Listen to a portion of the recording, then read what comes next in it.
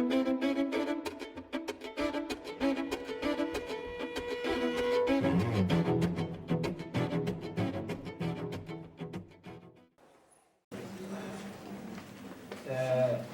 começar a nossa aula de hoje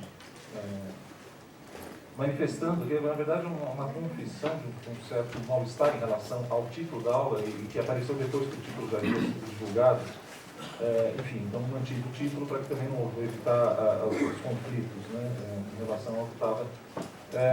Um mal-estar que é próprio, eu acho que, de certa maneira, eu acho que ele é um mal-estar aí que é herdeiro da tradição do pensamento dialético, da crítica dialética, de lidar efetivamente com os aspectos morfológicos que, com toda razão, eu acho que foi, enfim, a história do pensamento dialético é uma história de um pensamento combativo, justamente, contra, né, as práticas enrijecedoras da ciência positiva, do pensamento, enfim, acrítico, e que, de certa maneira, recorria frequentemente às morfologias e com toda razão, em determinado momento, foi preciso lutar contra essas morfologias enrijecedoras do pensamento.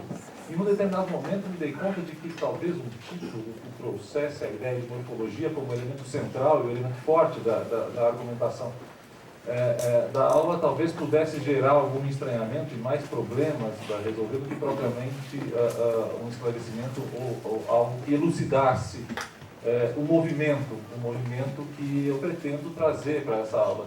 Então, essa manifestação aqui desse mal-estar, né, essa confissão inicial, de certa maneira, procura também trazer um alerta em relação ao fato de que, apesar de ter aparecido esse mal-estar, de que ainda assim eu não abandonei a ideia que me sugeriu que o título pudesse trazer a noção de morfologia, né, a morfologia do pensamento dialético, porque, de certa maneira, apesar do mal-estar, eu acho que, de alguma forma, o que a aula procura trazer é justamente a morfologia como um momento de compreensão da especificidade do pensamento dialético do Lefebvre. Então, portanto, um momento da compreensão do que pode ser entendido, diagnosticado aqui como um elemento importante para a compreensão da potência e da especificidade do pensamento lefebvriano, né? Portanto, claro, trata-se, o que eu vou apresentar aqui, evidentemente não tem a pretensão de que se constitua em modelo, que se constitua em algo, mas procura se constituir como um caminho de leitura, uma leitura possível do trabalho de Lefebvre.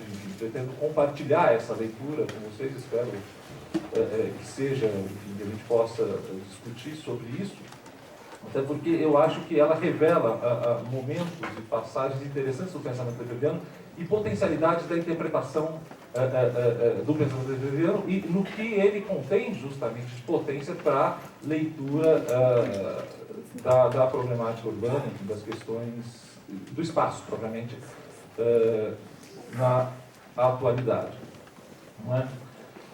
De certa maneira, isso porque essa aula traz uma hipótese a respeito, justamente, dos vínculos dessa dialética, ou dessa morfologia, propriamente, do pensamento dialético lefebvriano, com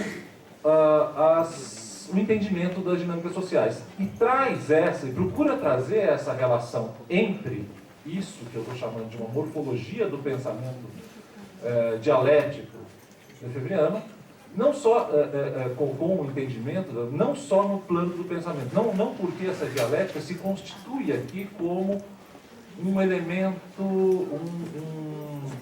um dado de método, ou um dado que se encerra no pensamento, mas porque ela traz a perspectiva de compreender a realidade sendo ela própria dialética e funcionando a partir dessa estrutura, dessa morfologia que eu pretendo apresentar aqui. Bom, Isso significa dizer, portanto, que a noção de dialética do Lefebvre não é, apesar de ser uma dialética, e é isso que basicamente eu vou defender, muito diferente da dialética como foi proposta por Hegel, diferente da dialética como foi proposta por Marx, né? Porque frequentemente a ideia de que o Lefebvre supera o pensamento marxista ou amplia a potencialidade do pensamento marxista, o que enfim, do meu ponto de vista, consiste numa verdade, ela mascara também o fato de que essa superação e essa ampliação não trazem somente os elementos de continuidade, mas trazem também os elementos de ruptura. E a diferenciação propriamente dos termos, de articulação entre os termos dessa dialética, me parece ser um momento crucial para que a gente entenda justamente qual é a ruptura e qual é essa diferença. E aí, portanto, a potencialidade que é própria do pensamento hegeliano, naquilo que ela não se confunde, não é, com o pensamento hegeliano, com o pensamento marxista, principalmente. Não é? Nesses termos, essa exposição, dito isso, essa exposição deverá contar aqui com 3 momentos, tá? Um primeiro momento, a partir do qual a gente entende justamente a crítica e a crise da história e da historicidade, né, no trabalho do Henri Lefebvre. Portanto, como, de certa maneira, esse momento da crítica e do reconhecimento da crise da história, da historicidade, apontam aqui a possibilidade para a constituição, para a elaboração de um projeto que reconsidera as possibilidades de análise da problemática social, dando centralidade mais ao espaço do que ao tempo. Não é? E nesses termos, procurando trazer, reivindicando aqui o lugar para dimensões negligenciadas pela história e pela análise da história, por aquilo que o Lefebvre chamou de pensamento historiador, tal como, por exemplo, o corpo, o desejo, as pulsões, as paixões, ou seja, essas dimensões constitutivas da vida, né, mundana, o que permite justamente o Lefebvre chegar ao cotidiano como uma dimensão importante de análise, de compreensão da realidade social, dimensão essa considerada aqui, nesse contexto, também uma dimensão negligenciada pelo pensamento historiador. Né? Um segundo movimento, um movimento que, partindo então já uma compreensão da crítica e da crise da história, que aponta para a constituição de uma dialética espacial, o que constitui aqui a base de um projeto teórico, metodológico lefebvriano, né? E que vai nos permitir chegar, então, a uma ideia do que, propriamente, eu chamei de morfologia do pensamento dialético lefebvriano, né? Ainda que com algum mal-estar. Não é? E, num terceiro momento, rapidamente, cabe aqui observar como que essa dialética repleta de especificidades e potencialidades para análise, portanto, uma dialética propriamente espacial, e repleta de potencialidades para análise do espaço, da dimensão espacial e da problemática contemporânea, não se restringe a uma morfologia ou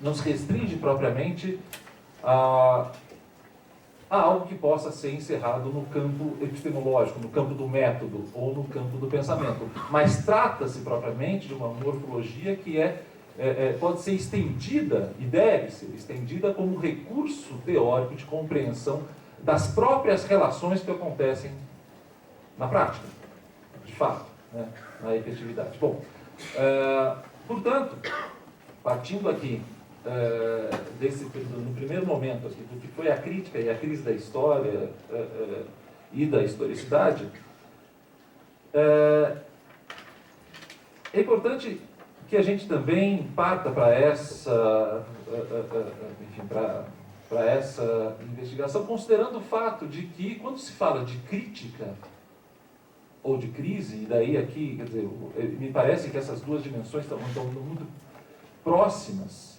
né, muito próximas do trabalho de Lefebvre, né? Tem uma nota no livro Crítica e Crise do Reinhard Koselleck, que enfim, é um historiador alemão, e que ele localiza justamente a origem comum dos termos, né, entre crítica e crise, que seria um verbo, o crisis, que é julgar, medir, né, quer dizer, os dois teriam, só que essa separação do latim, que deu origem a duas palavras aqui, de certa maneira, uma carrega um sentido mais objetivo, no crise, né, e um sentido mais subjetivo, o crítica, né? Mas, de certa maneira, carregam o mesmo sentido. E, de alguma maneira, isso eu acho que vale aqui para a gente observar a forma com que o Lefebvre observa essas dimensões operando na realidade. Então, portanto, quando a gente fala de uma crise ou de uma crítica da história, são termos que não andam muito separados no pensamento lefebvriano. E, quando se fala disso, sobretudo quando esses termos se dirigem propriamente à história, cabe pensar que, quando se considera a crise ou a crítica, a possibilidade da crítica ou a crise operando sobre uma determinada matéria, no caso aqui a história, ela aponta justamente para os limites dessa matéria. Então, portanto, aponta para o fato de que a história não é um dado ontológico, um dado eterno, imutável, inquestionável, e, portanto, pode ter um fim, né? E que se essa crise se efetiva, estamos falando propriamente de um fim da história, não é? Bom, eu acho, inicialmente, eu acho que a primeira vez que a gente entra em contato com essa ideia, pensar no fim da história. Bom, primeiramente vem a ideia de fim da história. Eu acho que talvez a ideia mais famosa de fim da história tenha sido aquela divulgada pelo livro do Francis Fukuyama, né, na época, então, na década de 90, chefe do Departamento de Estado nos Estados Unidos, que publicou um livro justamente chamado O Fim da História, falando, olha, a partir de hoje a história acabou, então, porque o capitalismo é o modo mais perfeito que a sociedade podia se organizar. Então, evidentemente, não estamos falando desse fim da história, né? Trata-se de um fim da história justamente considerado aqui por um autor crítico, né? De filiação ao pensamento marxista, e que, de certa maneira, mas considera o fim da história.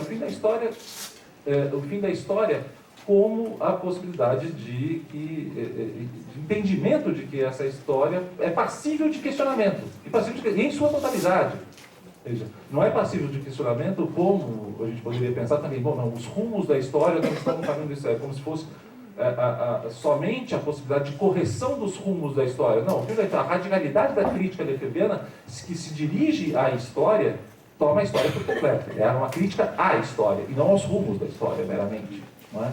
Então, esse é um dado de extremo interesse para que a gente consiga contextualizar aqui, ver o alcance justamente da crítica, e talvez a gente já tenha aqui um primeiro momento dentre aqueles que podem sustentar a ideia de que a frequente referência ao fato de que o Lefebvre superou o Marx não tem aqui somente elementos de continuidade, mas tenha também elementos de ruptura. E esse eu acho que nos sugere já, talvez, aqui um primeiro elemento de ruptura. Bom, nesse sentido, vejam, quando o Lefebvre se propõe a essa crítica radical que se dirige contra a história, de certa maneira ele vai encontrar obstáculos dentro dos próprios parceiros de crítica, não é? Que ele tem. O Lefebvre está colocando, a bem da verdade, na mira da sua crítica as bases do pensamento moderno ocidental, não é? E daí colocando na mira da crítica as bases do pensamento moderno ocidental, de certa maneira ele está atingindo ao mesmo tempo um conjunto de teóricos contra os quais, normalmente, teóricos da esquerda de filiação marxista, enfim, normalmente se dirigem, mas também está atingindo diretamente uma boa parte do pensamento daqueles críticos que foram parceiros aqui do Lefebvre durante muito tempo, né? Então, ele não está poupando propriamente nem mesmo aqueles autores que estão na base da constituição do seu pensamento, como são Hegel e Marx, por exemplo, né? E veja, nesse sentido também, de alguma maneira, Lefebvre está atingindo a própria história como o campo que foi o campo por excelência do pensamento crítico, o campo no qual o avanço social foi pensado, foi imaginado, o campo, quer dizer, o registro no qual as mudanças ocorriam, o registro no qual o horizonte utópico emancipatório foi desenhado. Não é? O Lefebvre está se dirigindo contra aquilo que, de certa maneira, de mais potente que o pensamento crítico no seu tempo havia conseguido formular. Ou seja, ele está se dirigindo contra o campo no qual as utopias emancipatórias haviam sido elaboradas. Então, por exemplo, de certa maneira, ele está comprando uma briga aqui que não é uma briga... enfim, algo de muito novo e, de certa maneira, que coloca o Lefebvre numa posição de um certo isolamento nesse momento. Não é? Veja, as utopias, os projetos revolucionários, os anseios de mudança, não é? De certa maneira, esperava-se da história, dos desdobramentos da história, que, numa perspectiva, enfim, numa perspectiva crítica, que se resolvesse, saísse daí, enfim, a solução para os problemas sociais, não é?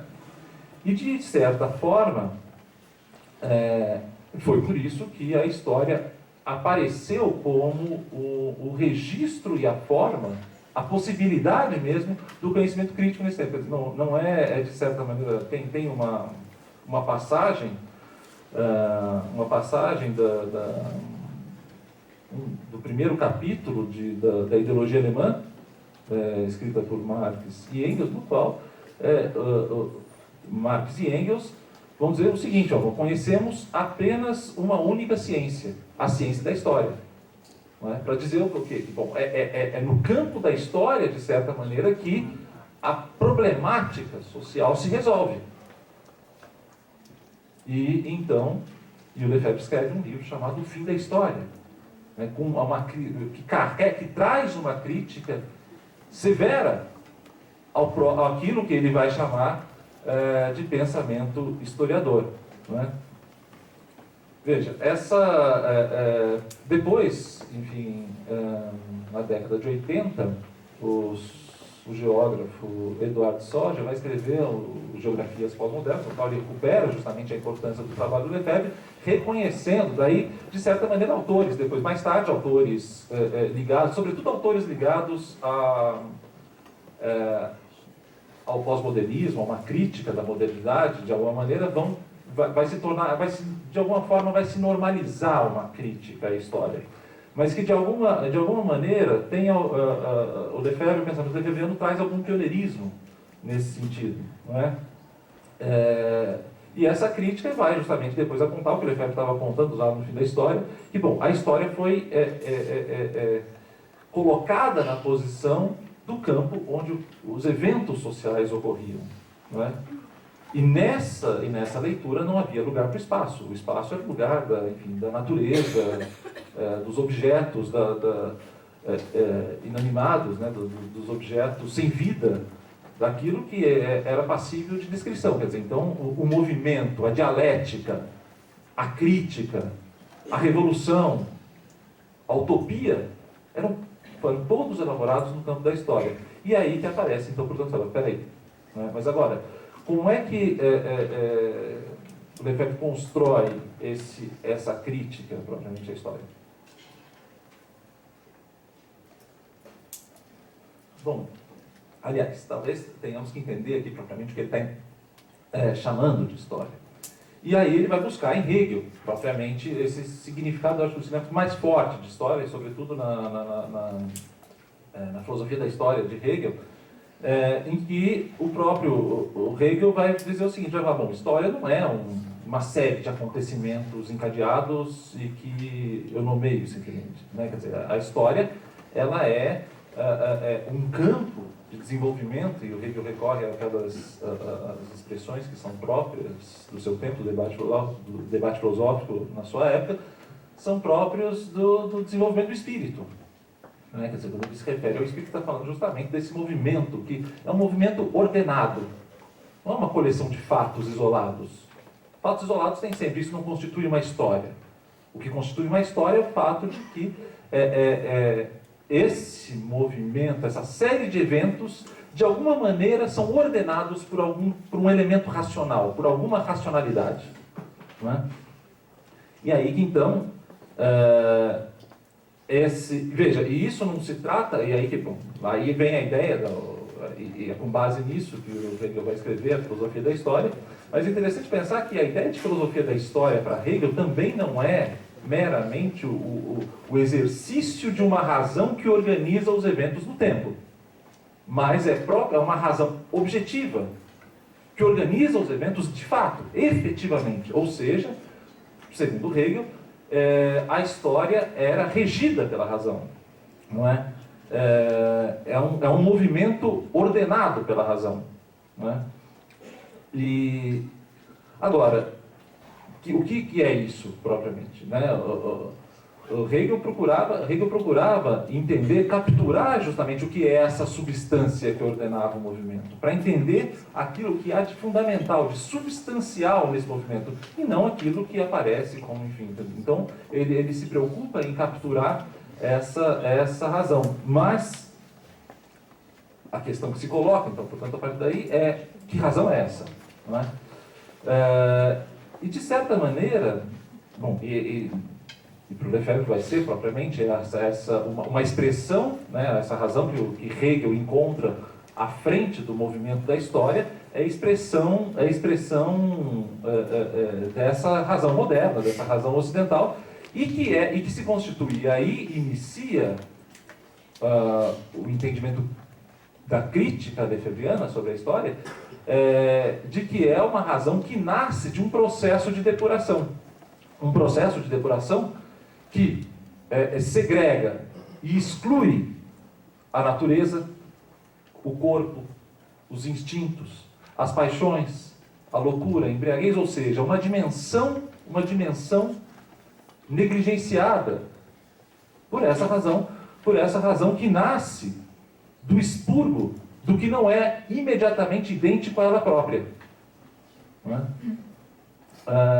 Bom, nesse sentido, isso é uma referência relativamente recorrente no trabalho de Lefebvre. Nesse sentido, eu acho que cabe, é emblemático a gente lembrar o fato de que um dos primeiros e mais importantes pensadores da modernidade tenha fincado uma estaca para o ponto de partida para toda a metafísica futura, entre aspas aqui, que é o Descartes, na verdade, que põe o ponto de partida, e é considerado por uma série de autores aqui, o ponto de partida do pensamento moderno,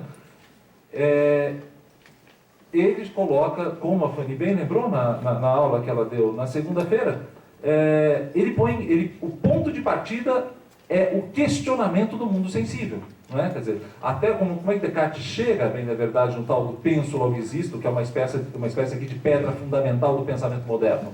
Não é? Nas meditações, Descartes vai lá, ele, enfim, se vê diante de uma situação em que ele se questiona da existência daquela situação. Ele fala: bom, eu estou aqui diante de uma lareira e tal, mas, bom, e se nada disso existir? E se eu estiver sendo enganado né?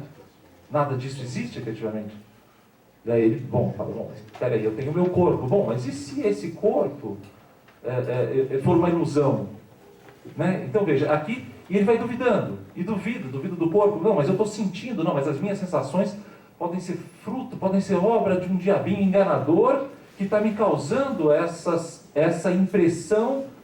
Então, bom, o que é que existe? Se tudo isso pode ser fruto da enganação?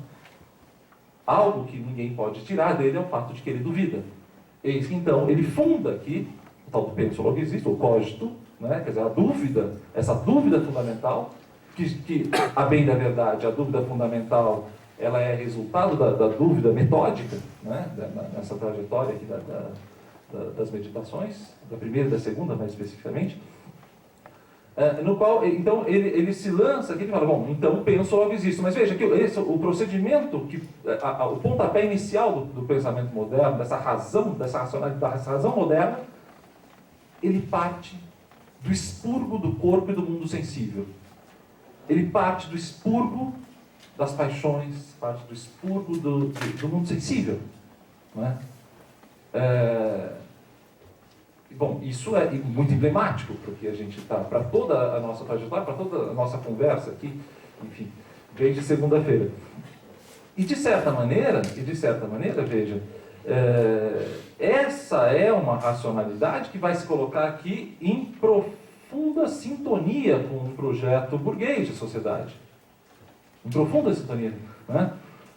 Tem enfim, eu vou tomar de empréstimo aqui uma imagem, enfim, muito, na verdade, bastante na história do pensamento, sobretudo no pensamento crítico contemporâneo, um recurso bastante utilizado, que é, enfim, a Odisseia do Ulisses no caminho de volta para casa. Então, é uma imagem que eu gosto muito, que eu acho muito representativa para a gente pensar um pouco o sentido dessa história e dessa razão que governa o mundo.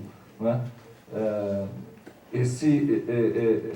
O Adorno Horkheimer, usaram isso na Dialética do Esclarecimento, o professor José Amato, que tem uma série isso se repete, eu acho que é importante ela dar um sentido aqui para a gente. Mas justamente o que o Adorno vai justamente chamar o Ulisses de um protótipo do indivíduo burguês, lá no Dialética do Esclarecimento. E por que o protótipo do indivíduo burguês? Ora, o Ulisses enfim, ele está voltando para casa depois da guerra, né? E a passagem que o Adorno analisa especificamente é aquela passagem que vai passar pelas sereias. Ele sabe que os homens não resistem ao canto das sereias. Né? Por quê? Porque são movidos por paixões, por impulsos, instintos. Né? Mas ele não. Ulisses é o homem racional. Ele vai... Então, veja, ele desafia a natureza, porque ele quer ouvir o canto das sereias sabendo do perigo disso. Sabe que nenhum homem que ouviu o canto das sereias conseguiu resistir. Então, ele se amarra ao mastro do navio, coloca cera nos ouvidos dos remadores, porque esses são bárbaros. Aliás, são trabalhadores braçais. É o corpo, né? Eles não são a razão. Eles são o movimento físico. Então, bom, eles não podem ouvir. Coloca cera no ouvido dos trabalhadores e desafia a natureza, desafia os impulsos, desafia as paixões, e veja, e se nega ao prazer.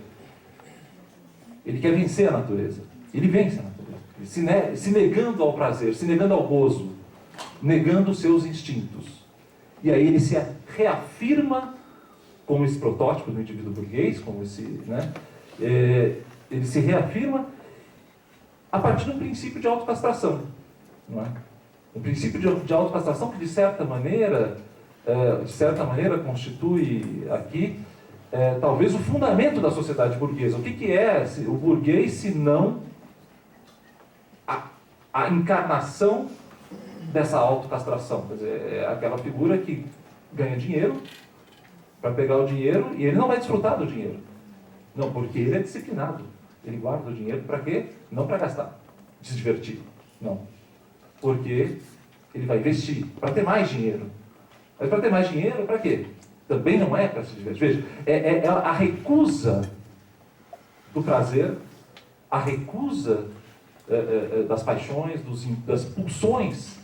Esse é o sentido do Ulisses ser aqui chamado de protótipo do indivíduo burguês. E, de certa maneira, constitui o próprio fundamento uma outra coisa que eu acho que sinaliza bastante também, claramente, como a modernidade está comprometida com esse expurgo dessa dimensão do que o Nietzsche vai chamar de dionisíaca, também uma outra acusação que o Adorno dirige ao Freud, vai falar, bom, Freud, olha, você não entendeu o homem universal, né? Assim, lamento, foi bacana tudo isso que você escreveu, tal, id, ego e superego, muito legal essa tríade, mas isso não resolve o que é o homem universal. Aí você falou, mas espera aí, você não está completamente errado, não é? Você entendeu o sujeito burguês. Porque o ego, ele é resultado de uma castração fundamental. Né? Quer dizer, é o id sendo castrado, sendo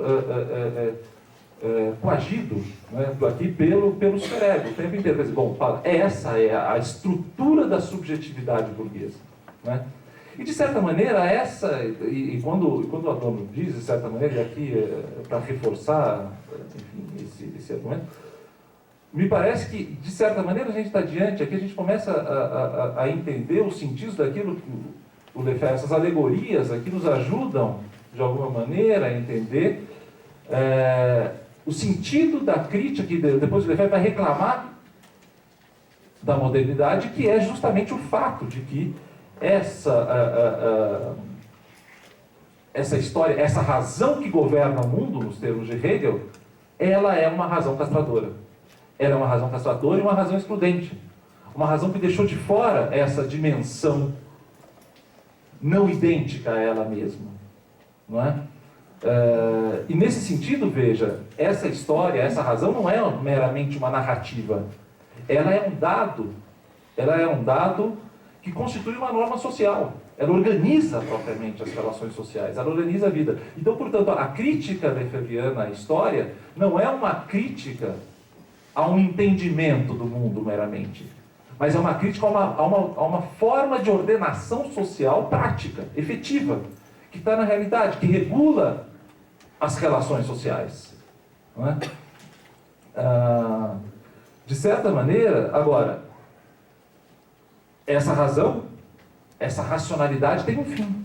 Na medida em que ela se põe na sociedade, quer dizer, e daí essa finalidade é muito evidente na filosofia hegeliana, e se essa razão é a razão que governa o mundo, e que, portanto, orienta os caminhos da história, ela orienta esses caminhos num determinado sentido, num determinado fim.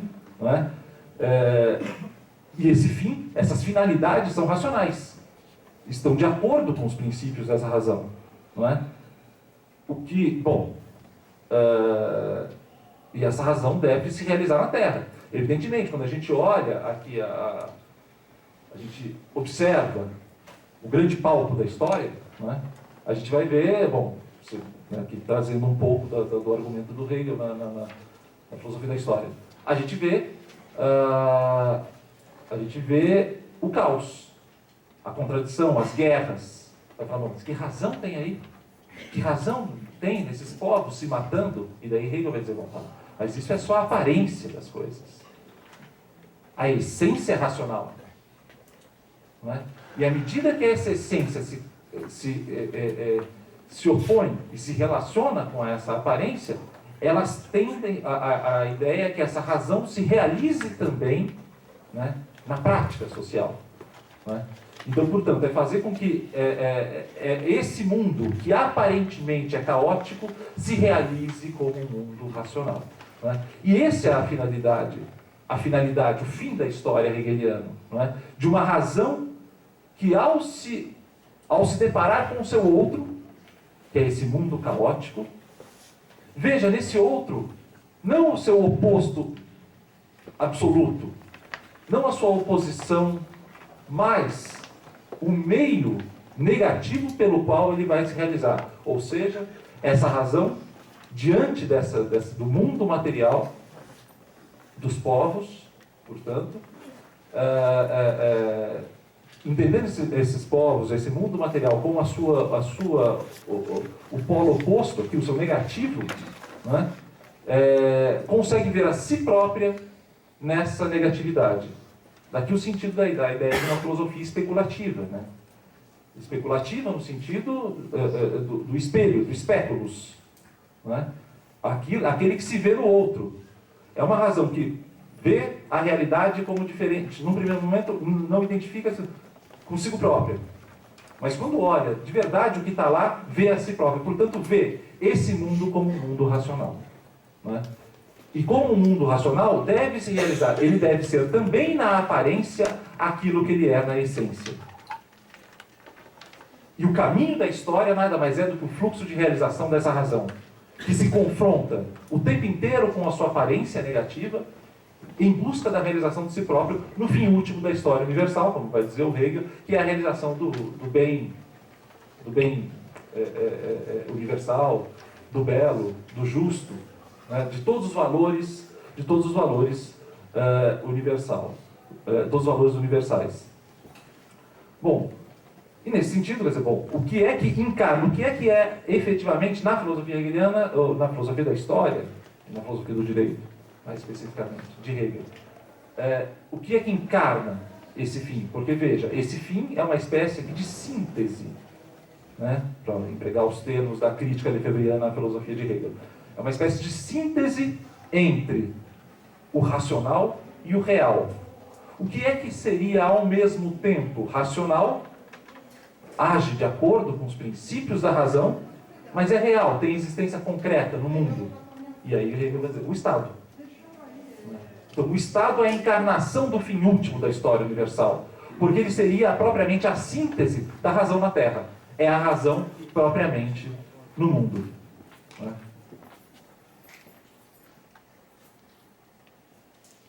Ora, nesses tempos, quando a gente olha para essa, não é uma palavra minha, mas essa grande teodiceia da razão, né,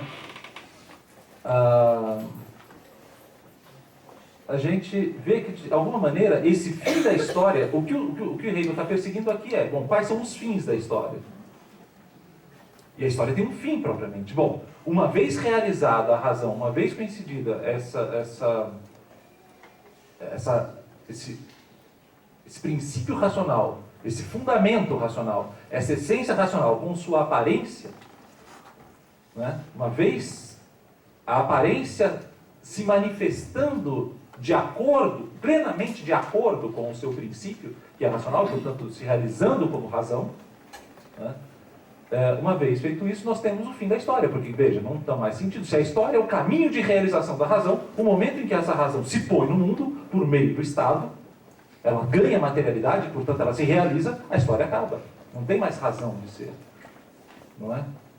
Então, portanto, aqui é uma primeira hipótese, um primeiro fim da história, que é o fim hegeliano. E esse fim tem uma característica específica. Bom, ele é um fim que é positivo nesses termos, não é que é positivo porque é a posição, né? Ele é posto. Né? Então, ele é positivo, né? Ele é harmônico, e nesse sentido a harmonia traz aqui o conteúdo também de que o encerramento da história para Hegel, e por isso a história foi muito mais importante para o pensamento crítico, o encerramento da história para Hegel era também o encerramento da dialética, já que os opostos se reuniam numa síntese final. Não é? E daí, bom, o pensamento crítico vai falar, não, a história não acabou, não, a dialética continua porque continua a história. Veja, então, a própria dialética se torna, nesse argumento de combate ao pensamento hegeliano, refém da própria historicidade. Não é? O que torna a tarefa do Lefebvre aqui muito mais difícil, né? Situando-se ele justamente no campo crítico. Não foi uma tarefa tão difícil para o Fukuyama, mas para quem está no campo do pensamento crítico era uma tarefa, porque, na verdade, ele estava comprando briga justamente com seus pares. Não é? Então, é um fim positivo, harmônico, porque acaba as oposições, e identitário, onde os termos se identificam, a aparência tornava-se exatamente idêntica à sua essência nesse fim. Não é? E esse seria, portanto, quer dizer, aqui, com o fim da dialética, o fim das contradições, agora o predomínio da lógica, o predomínio é a razão que prepondera sobre a história, que substitui a história. Não é?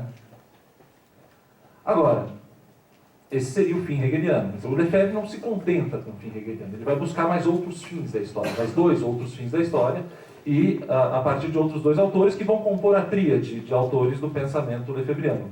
Né? Agrega-se, portanto, aqui ao fim hegeliano da história, aquilo que o Lefebvre vai identificar como fim marxista e o fim nietzschiano da história. Né? E como também, no caso de Hegel, e aqui é importante que a gente leve em consideração, a ideia de que Lefebvre não está lidando com esses fins, como fins que são desejados, fins que são uma imagem de mundo, né? Ele está lidando com essas matrizes de pensamento, não só como matriz de pensamento, mas como, a bem da verdade, como matrizes que conseguiram capturar fundamentos da própria realidade social. Então, veja, não é que o mundo hegeliano, em alguma medida, vivemos sob a hegemonia de um Estado que é o Estado imaginado por Hegel. Não estava só na cabeça do Hegel. De certa maneira, ele estava vendo e há uma dimensão propriamente hegeliana na realidade. Não é única. Ela não explica tudo. Né? Porque também há luta de classes, ele vai lembrar. Então, de certa maneira, a perspectiva marxista também tem uma dimensão. Né? Constitui uma dimensão da realidade. E há também a dimensão das paixões, do vivido, do coisa que ele vai puxar de Nietzsche. Não é? Então, além de autores aqui,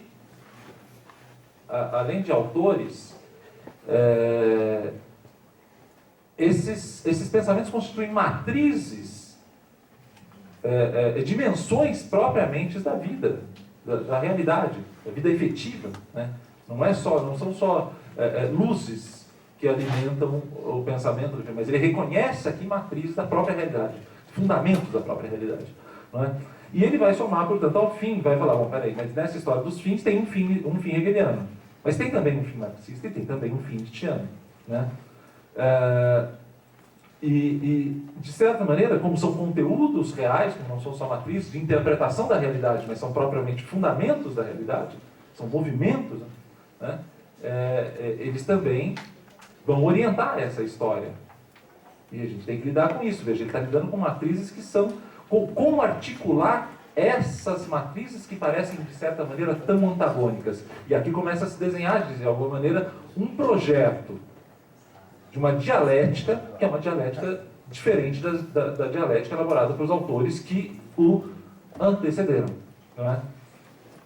Ora, o fim marxista, identificado pelo Lefebvre, é diferente do fim hegeliano, por ser um fim negativo, não é? Crítico, portanto.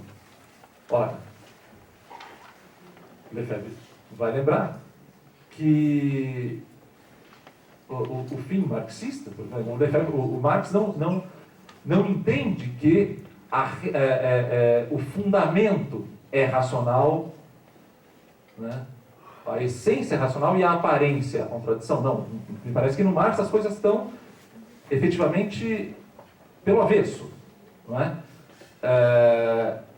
Nos termos em que, me parece, né, quando o Marx aponta, fala, bom, vivemos aqui, nós temos a igualdade formal, uma justiça formal, quer dizer, o âmbito da forma é a igualdade, tal, mas o fundamento, a essência, é a contradição. Não é?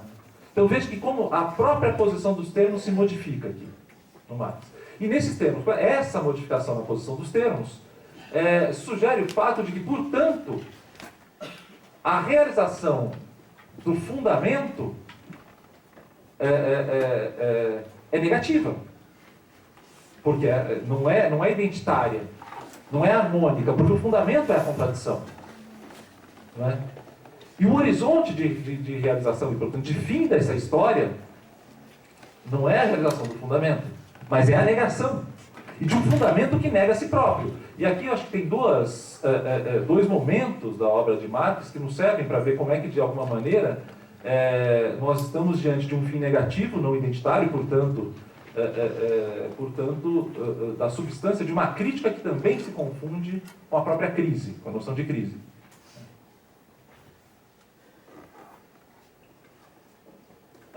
Um é a luta de classes, né? Um dos momentos, a ideia de luta a qual o Lefebvre recorre com muito mais frequência. Não é a luta de classes, que de alguma maneira constitui aqui o fundamento dessa história, do movimento dessa história, né? E que enfim, como fundamento, é contraditório, e a realização, quer dizer, o final dela, é a negação daquela história, e não a afirmação da história de opressão. Ela é a emancipação, né? E o outro momento é o momento, enfim, dos desdobramentos categoriais, frequentemente apresentados aqui pela tal da baixa tendencial da taxa de lucro, do Madei, né? Que eu acho que demonstra, frequentemente é usada como uma passagem de demonstrar justamente os desdobramentos negativos e críticos das próprias categorias do fundamento, né? Quer dizer, de uma história e de uma economia que negam a si própria ao se realizar. Diferente, portanto, do que Hegel estava dizendo. Hegel estava falando, bom, a história é o caminho de realização do seu fundamento. Então, quanto mais a história avança, mais próximo da realização do seu fundamento. Uma realização positiva, porque vai pôr a razão. O Marx está falando, bom, quanto mais o capitalismo avança, mais ele nega a si próprio. Mais as crises se aprofundam. Não é?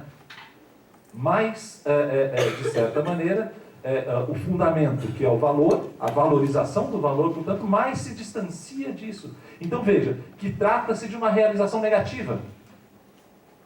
Não é? Mas, em ambos os casos, seja no caso no desfecho da luta de classes, seja no caso, dos desdobramentos categoriais da economia do capital, em ambos os casos, veja, há, de alguma forma, alguma expectativa em relação aos desdobramentos das próprias categorias históricas. Uma, no caso de Hegel, é positiva. Fala, bom, a razão se põe. No outra do Marx é negativa. O capital se nega. Mas, seja a negação, seja a posição, elas constituem movimentos que são derivados dos desdobramentos da própria história. Não é? De certa maneira, elas esperam da história o seu desfecho. E nesse sentido, por isso, Lefebvre vai colocar, e aqui, mesmo nessa contradição, mesmo nessa oposição, vai identificar tanto Marx quanto Hegel no campo do que ele chama de pensamento historiador. Não é? Bom, eu já, de certa maneira, eu perdi os slides aqui, eu devia ter falado um pouco disso antes, mas mas aqui, então veja, de certa maneira, aqui é uma representação esquemática, né? E como toda representação esquemática traz suas limitações, mas do que a gente, como uma forma de representar morfologicamente o como se organiza a tal da dialética hegeliana, né? Nós teríamos, de alguma maneira, aqui dois termos em oposição, né? E que, da contradição entre eles, resulta um terceiro termo, que é um terceiro termo elevado. Não é? Um terceiro termo elevado. A gente poderia pensar, eu coloquei espírito do povo e espírito universal, porque são os termos que aparecem na filosofia da história de Hegel. E isso, veja, desse conflito, mas poderíamos ser o conflito entre dois espíritos do povo, um povo mais elevado que o outro. Quando o Hegel usa esse argumento, bom, numa guerra, um povo sai vencedor, mas ele sai vencedor porque, de certa maneira, ele representava a forma mais elevada, mais adequada, ou em pleno ajuste com aquilo, ou mais próxima do que é o espírito universal, ou do que é a razão. Então, portanto, desse confronto, o resultado é um avanço, é uma forma elevada desse espírito. E, de certa maneira, a história vai se constituindo nessa dialética que opõe dois termos e resulta num terceiro, não é?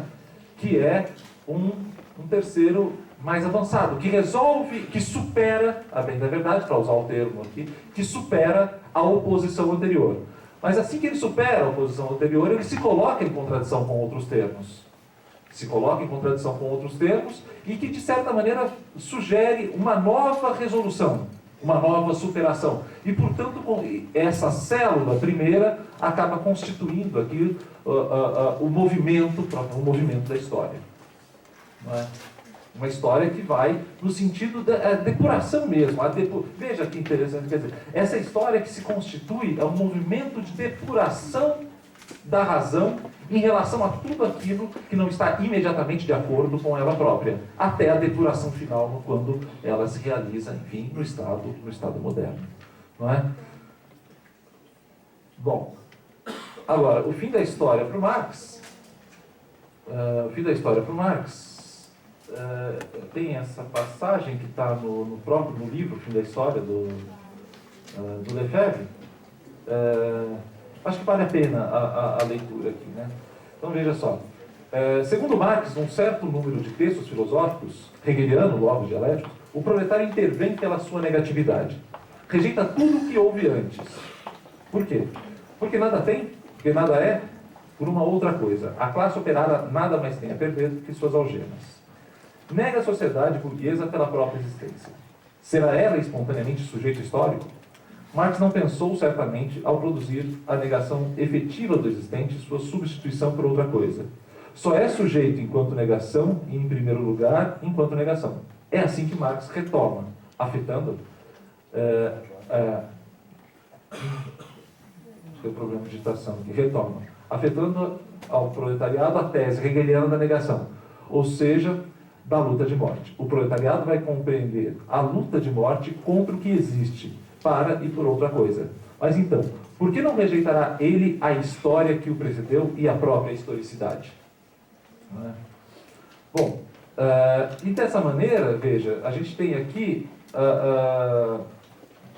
dois desdobramentos da história. Um positivo e um negativo, mas apoiados e na expectativa de extrair seus próprios resultados desses desdobramentos. Né? No entanto, o Lefebvre faz um diagnóstico a partir do qual ele vai elaborar um projeto e vai buscar uma terceira via. Não é? E esse diagnóstico aparece nesses dois fragmentos, também extraídos do livro O Fim da História,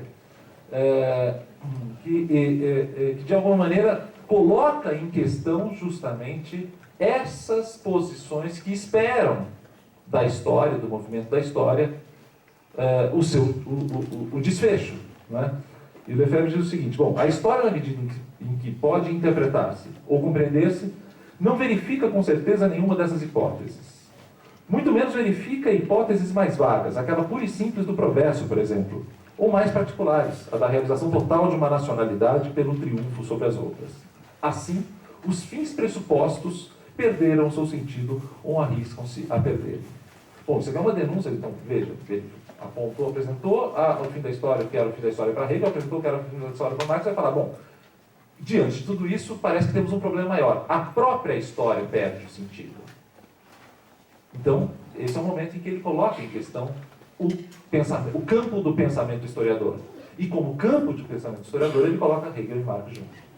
Não é? Ele continua. A história já não difunde claridade. Servem-se dela para operações táticas. Ao passo que nos projetos iniciais, Marx, a história e o conhecimento deviam dissipar as ideologias. É agora a própria história que se ideologiza. Não é? E virou objeto de consumo, propriamente. Não é? Bom, então, nesses termos, é aqui que entra a terceira perspectiva que interessa a Lefebvre em relação à história. Não é? É aqui que entra, portanto, a perspectiva nietzschiana, que deve iluminar uma outra alternativa, uma alternativa de crítica radical à história e à historicidade. Né? Olha, para Nietzsche, eu acho que talvez o trabalho mais, enfim, que isso está mais evidente no Nietzsche, são a segunda intempestiva. Né? Para Nietzsche, a história é o domínio da castração, conforme a gente já vinha falando, porque toda aquela conversa, de certa maneira, ela é iluminada por uma perspectiva nietzschiana. Não é? A história representou para Nietzsche, isso está no Nascimento da Tragédia, a vitória de Apolo sobre Dionísio. É a vitória do mundo apolíneo, o mundo da razão, não é? Sobre o mundo do Deus da dança, do Deus da embriaguez, do Deus do corpo, dos impulsos, das paixões, ou seja, do irracional. Mas que constitui uma dimensão da vida, a dimensão da vida negligenciada, a dimensão da vida exilada, como o próprio Deus Dionísio foi exilado. A história de Dionísio é o exílio, né? É o Deus que agora é reclamado de volta. Né? O que Lefebvre, de certa por meio do Nietzsche, está fazendo é reclamar essa dimensão dionisíaca de volta, ao dirigir uma crítica radical contra toda a história, e não contra os rumos da história. E é aqui que aparece essa... Né? Então, portanto, veja, essa dimensão dionisíaca, efetivamente, que é reivindicada. Reivindicada numa crítica à hegemonia dessa racionalidade moderna, ocidental, que, de alguma maneira, deu prioridade à história e ao tempo, porque priorizou o espírito em lugar do corpo, né? Priorizou a razão em lugar das paixões, dos impulsos, que expurgou, a bem da verdade, todo o elemento corpóreo e o elemento irracional da vida, quer dizer, não só do conhecimento, né, na medida em que se propôs analisar a razão que move o mundo, mas também da própria vida, na medida em que organiza a vida como uma vida racional. De certa maneira, o ideal urbanístico de Brasília, eu acho que é uma boa imagem a esse respeito. Quer dizer, o predomínio da lógica sobre a história. O fato de que as ruas não têm nome, não se remetem, são códigos, não se remetem a nome de pessoas, de eventos, é efetivamente a imagem, a tentativa de substituição da história pela lógica, das contradições, pela razão, pela harmonia da racionalidade que se implanta no espaço e procura reger a vida de acordo com seus princípios. E é contra essa racionalidade que exila, que expulsa a dimensão dionisíaca que o Lefebvre está se levantando nesse momento, né? Usando justamente Nietzsche aqui. E nesses termos, veja, Nietzsche não espera nada que possa vir da história, diferentemente dos outros autores. Quer dizer, a crítica radical, a negação radical de Nietzsche sobre a história, sabe que ele não espera nada da história. Nem que ela se negue, quer dizer, nem a sua autonegação, porque Marx também era crítico à história. Mas de alguma maneira, me parece que está apontado no Lefebvre o fato de que, bom, mas Marx esperava que a história se negasse. Talvez não seja o caso de esperar que a história se negue, talvez seja o caso de negar por completo a história, num outro movimento, que não é um movimento de superação, da superação conservadora, da superação dialética, da dialética especulativa, né? É aí, portanto, que o Lefebvre recorre,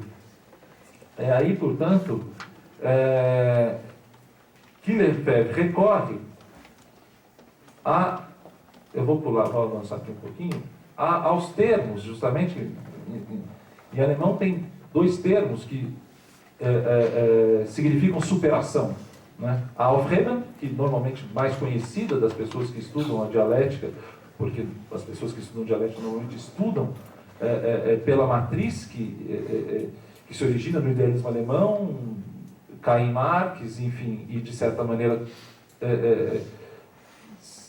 recorre a essa noção da Aufheben, mas o Lefebvre vai falar, bom, mas espera aí, tem um outro tipo de superação, que ele vai falar, não tem no francês, não tem no latim, mas que no alemão, que é Überwinden, e esse termo, ele representa uma superação que não é a superação dialética, que não é a superação conservadora. O que constitui a superação dialética? O fato de que, bom, vamos ver. Perfeito, então, o fim da história de Hegel. O Estado é a superação da história, sim, mas ele precisa da história para se realizar. Ele precisou de toda a história, né? Ele precisou de todos os elementos constitutivos. É uma superação que conserva, não é? Então, como se, de certa maneira, eu fosse... para superar um determinado patamar, é como se eu colocasse a coisa em cima desse patamar. de forma que se eu tirar o patamar no qual ela está apoiada, essa coisa cai. Então, quer dizer, é uma superação que conserva o que veio antes. Ela é superação, porque não está mais no mesmo nível, mas conserva o que veio antes. Essa é a tal da Aufhebung, que é a superação dialética, é uma superação conservadora. A Überwinden, que o Lefebvre está apontando, é um tipo de superação que rejeita por completo o que tinha antes. E isso define a relação que o Nietzsche tem com a história. Né? Isso define a relação que o Nietzsche tem com a história. E nesses termos, veja, o que... por isso que Nietzsche não espera nada. E ao não esperar nada, ele rejeita por completo a alternativa da história como uma alternativa emancipatória, uma alternativa de mudança, efetivamente. Então, portanto, o Nietzsche não está esperando a revelação de uma verdade invertida da história. O Nietzsche não espera a autodestruição crítica da história, né? Ou faz correções no curso da história. Nem vira nenhuma história de ponta cabeça. O que ele joga fora. Não, é uma outra vida. É a vida sem essa... E daí, de certa maneira, isso constitui aqui a base de um projeto. Que começa a formar aqui o projeto, propriamente o projeto lefebvriano de superação da história. Né? Dois fragmentos também do fim da história.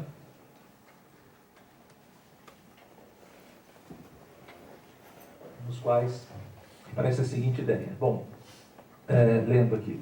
Se é inadmissível deixar fazer e assistir sem um gesto à morte da história, a transformação da historicidade em ideologia ligada à sua liquidação, é preciso também, e sobretudo, prever novos sentidos, novos fins. A liquidação da historicidade e da história, tal como a da filosofia, cava um abismo, lugar do niilismo. A questão está em superar o niilismo, já que a história não cumpriu suas promessas e é apregoada no mercado ideológico mundial. É aqui que se encontra, atingindo todo o seu alcance, o pensamento de Nietzsche. Né? Então, portanto, trata-se de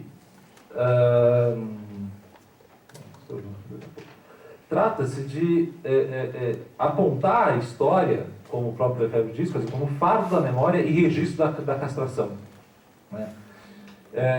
E buscar aqui uma alternativa, uma saída diferente das saídas anteriores, que é o abandono da própria história. Uma superação não dialética. Né?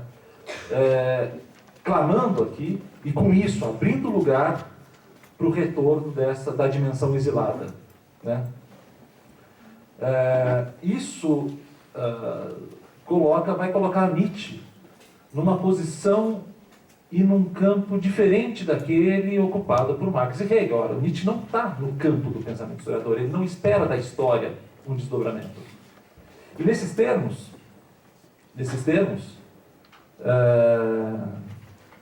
bom, talvez valha a pena ler um pouco as considerações aqui que Lefebvre sobre o Nietzsche e sobre Hegel e Marx, né, para ver justamente como é que ele monta essa relação, que de certa maneira vai dar origem para a gente, talvez aqui a primeira forma, a primeira apresentação dessa forma da articulação entre os termos da dialética lefebvriana. Nietzsche, ironicamente, diz lá aqui no fragmento que está exposto, Nietzsche, ironicamente, soma as alienações descritas por Hegel e Marx, uma alienação pela história, uma alienação da história por si própria. Nietzsche provoca seus contemporâneos, desafia-os, a partir de então, fora da comunidade deles, colocar-se-á fora do tempo histórico. E assim, Lefebvre estabelece a tríade entre os autores. Uma tríade na qual nenhum dos termos é a síntese ou o resultado. E aqui começa a se apresentar já a mudança entre a morfologia da tríade lefebvriana para o que foi a tríade hegeliana da dialética. Veja, a partir daqui, eu acho que a gente consegue ter a dimensão de que no campo do pensamento historiador, localizando Hegel e Marx, e que de certa maneira trabalham com uma noção de superação dialética, a Aufhebung, em conflito com a alternativa nietzschiana. Portanto, uma articulação dialética entre termos no qual nenhum dos termos aparece na posição de síntese ou de resultado. Tá? E daí, o próprio Lefebvre, agora no livro Hegel, Marx e Nietzsche, logo embaixo, diz o seguinte: Hegel previu um estado que engendrasse as suas contradições de formação e de equilíbrio, sistema autogerador e autorreprodutível. Marx, em contrapartida, previa em nome da Revolução Proletária um salto em frente do devir, uma nova geração sem repetição, mas sem perda do passado. Nietzsche afirma a exigência de uma ruptura completa transcendendo o passado. Né? Portanto, a posição de cada um dos autores na composição de um pensamento dialético, no qual o terceiro termo não ocupa a posição da síntese. E, portanto, não traz a forma de comprometimento com a história e a historicidade. Não é? Aqui, então, a gente vai em direção ao segundo movimento, sobre a dialética espacial. Bom, esse movimento, esse segundo movimento,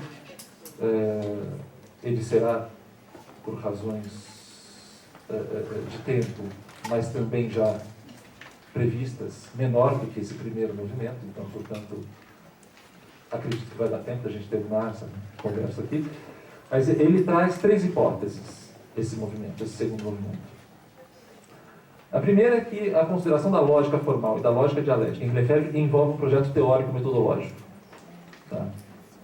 E, portanto, como envolve um projeto teórico-metodológico, não é uma relação que foi sistematizada anteriormente. O que significa, portanto, que o livro, como já anunciei ontem, né, antecipando um pouco na pergunta que eu fiz após a exposição do Rafael, é que, portanto, o livro Lógica Formal, Lógica Dialética, que foi amplamente utilizado como um livro de divulgação do pensamento marxista, da dialética marxista, não é isso. Né? Na verdade, não é um livro de divulgação, ele é um livro que traz o projeto, propriamente um projeto teórico, metodológico, construído por Lefebvre. Né? Uma segunda hipótese, que a noção de lógica dialética aparece nesse projeto, e é uma formulação do Lefebvre. Ela não se confunde aqui com o que se pode extrair dos manuais de dialética que foram, enfim, feitos com muita intensidade, sobretudo patrocinados pelos partidos comunistas, né, há um tempo atrás, e que foram frequentemente utilizados em diversos cursos de formação nos partidos ou mesmo na universidade. Né? E um terceiro movimento que, novamente, a gente retorna, que é a composição triádica da dialética lefebvriana, reafirmando o fato de que ela não é reflexo da dialética hegeliana ou marxista. Portanto, são 3 hipóteses que, de alguma maneira, procuram apresentar a originalidade do projeto teórico, metodológico lefebvriano. Né? E, nesse sentido, para isso, a gente parte do significado da lógica formal, propriamente. O que é a lógica formal? Né? E, nesses termos, a lógica formal, para o Lefebvre, ela é uma forma vazia, desprovida de conteúdo. E aí consiste, por constituir a especificidade da lógica formal, aí também reside a potência e os perigos, né, dessa lógica da forma. Né? Porque à medida que ela é vazia, as formas de ajustamento entre a lógica formal, para não ficar repetindo forma, as maneiras de ajustamento entre a forma e o conteúdo envolve modelagem, segregação, formatação, enfim, envolvem uma relação entre forma e conteúdo que faz com que, apesar de serem âmbitos diferentes, não sejam forma e conteúdo indiferentes uns aos outros, não é? Portanto,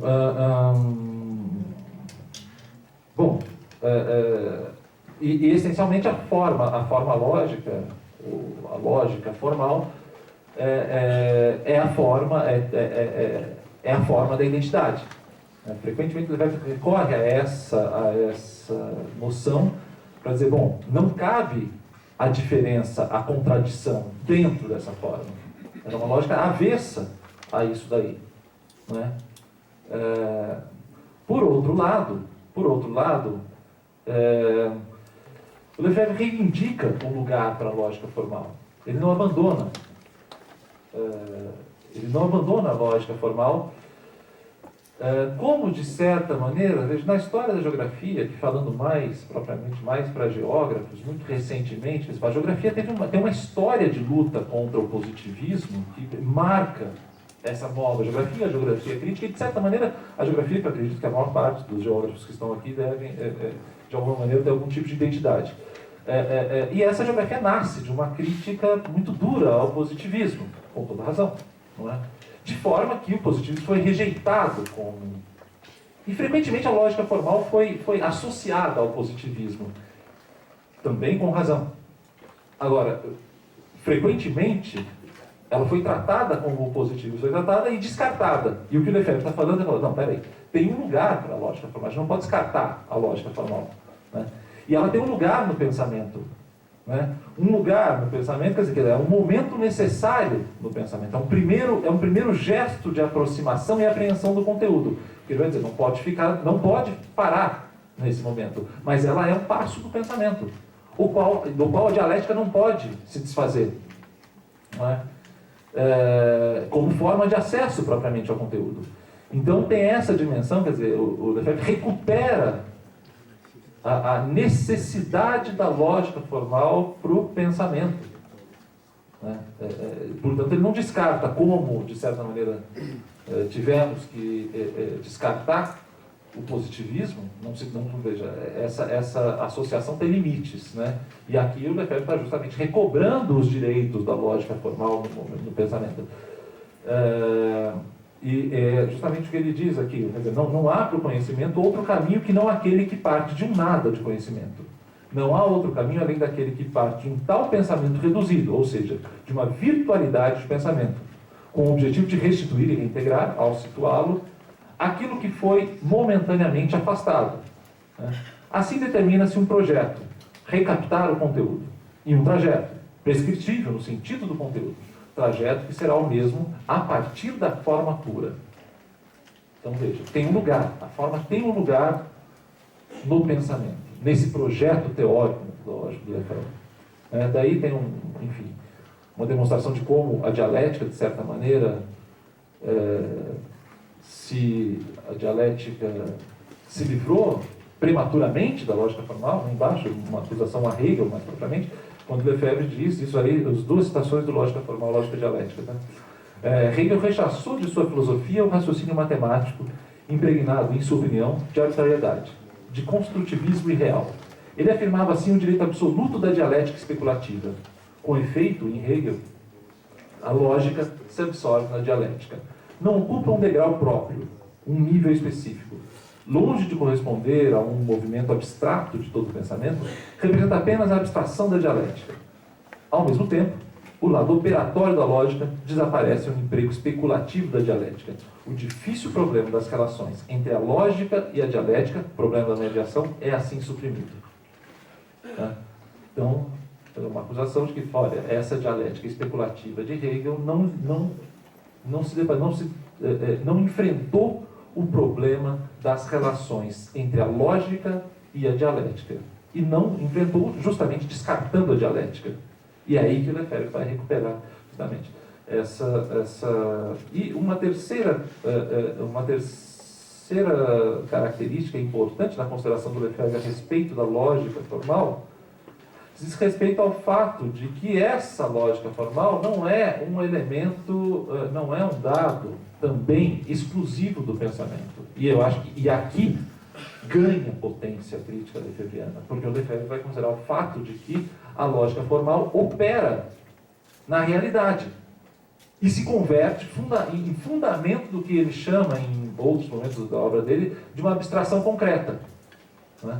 A aula do Rafael ontem, falando justamente do habitat, eu acho que no final a gente tangenciou essa discussão, que o Lefebvre fala no direito à cidade de uma lógica do habitat, justamente aquilo que trata-se de uma forma pura, que se implanta, e procura se implantar no lugar dos conteúdos contraditórios, ricos, plenos de sentido, né? Esvaziando esses conteúdos. Então, esse movimento, também, veja só, que aqui é importante, que Lefebvre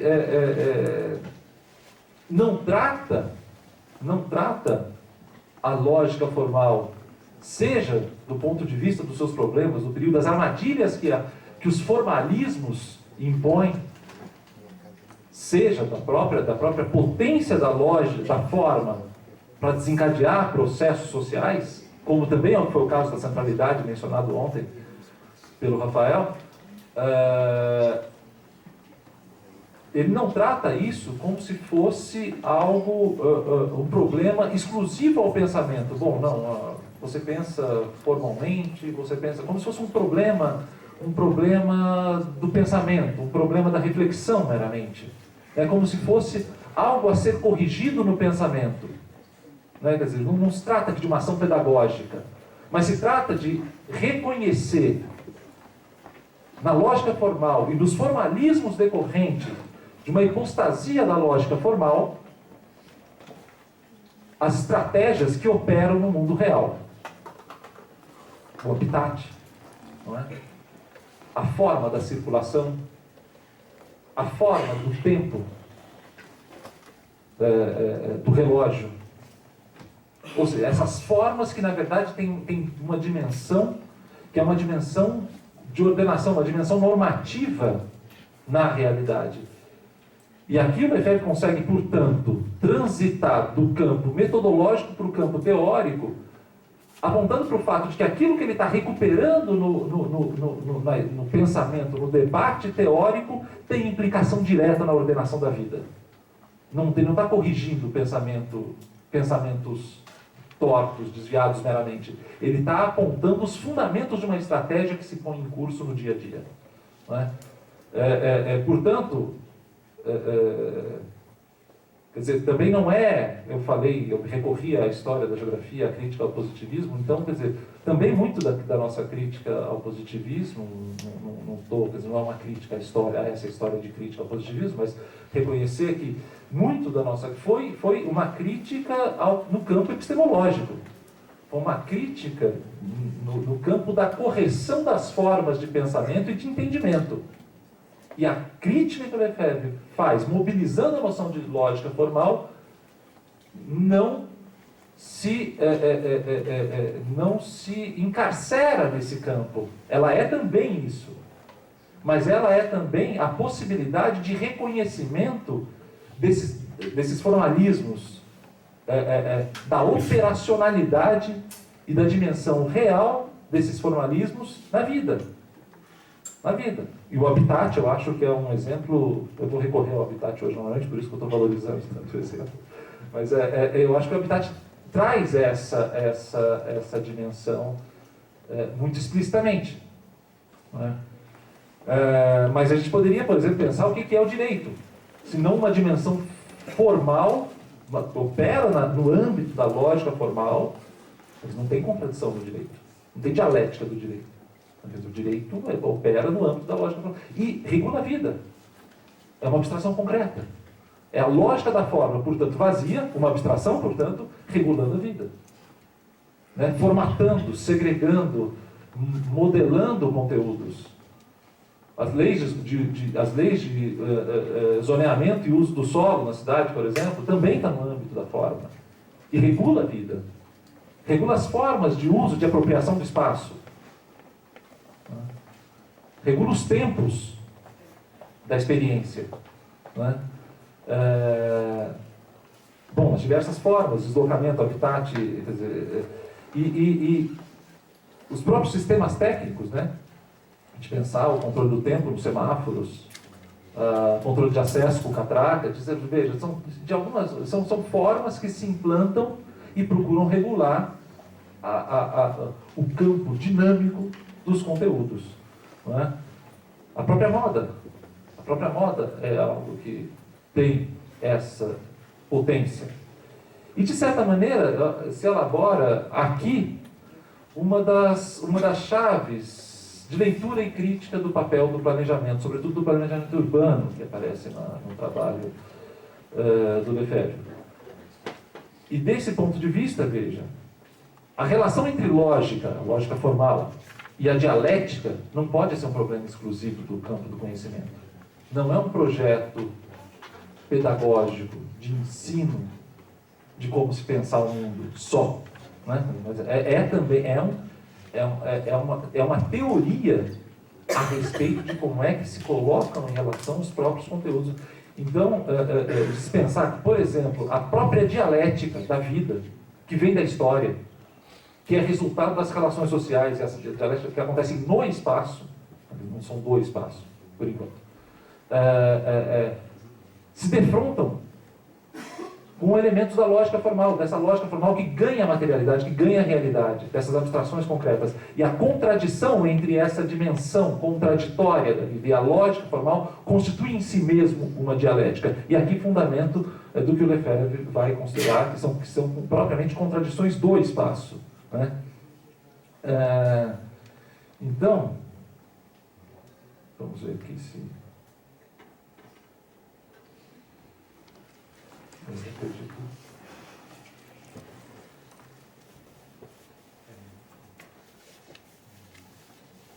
Ih, gente, desculpa, eu perdi a ordem dos...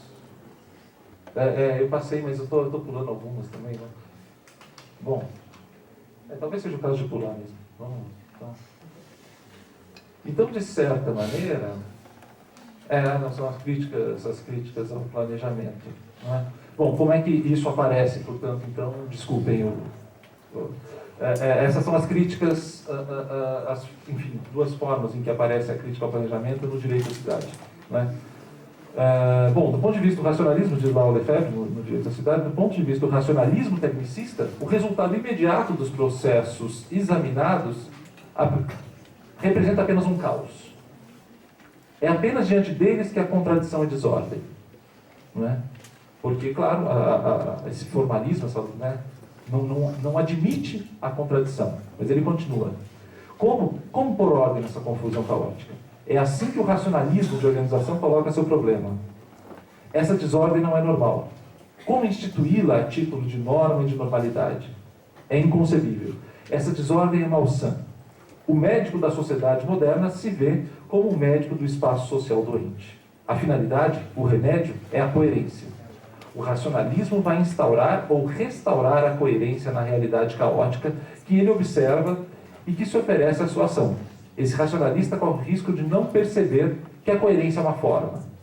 Portanto, mais um meio que o fim, e que ele vai sistematizar a lógica do habitat, subjacente à desordem e à incoerência aparentes, que ele vai tomar por ponto de partida de suas demarches coerentes na direção da coerência do real. De fato, não existe uma marcha única ou unitária da reflexão urbanística, mas diversas tendências referenciáveis em relação a esse racionalismo operacional, não é? Então veja que ele coloca a coerência como forma, a lógica do habitat diante disso que aparece como causa. O que aparece como causa é justamente a dimensão do conteúdo, não imediatamente ajustado, não imediatamente acoplado à forma pretendida, não é?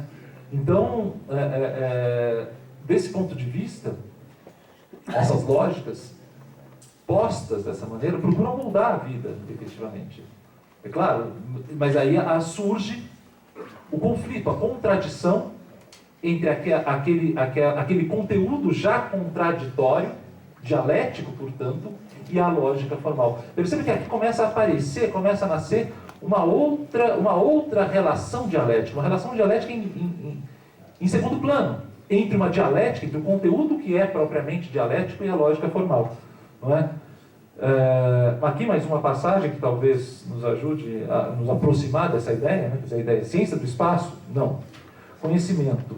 Aqui, desculpa só, aqui é de um livro chamado A Reprodução das Relações social, das relações sociais de produção, que é um fragmento de La Survie do Capitalismo, que não foi traduzido, por isso eu usei aqui esse em português. Bom, ciência do espaço? Não. Conhecimento, teoria da produção do espaço. A relação entre os dois corresponde à articulação entre lógica e dialética.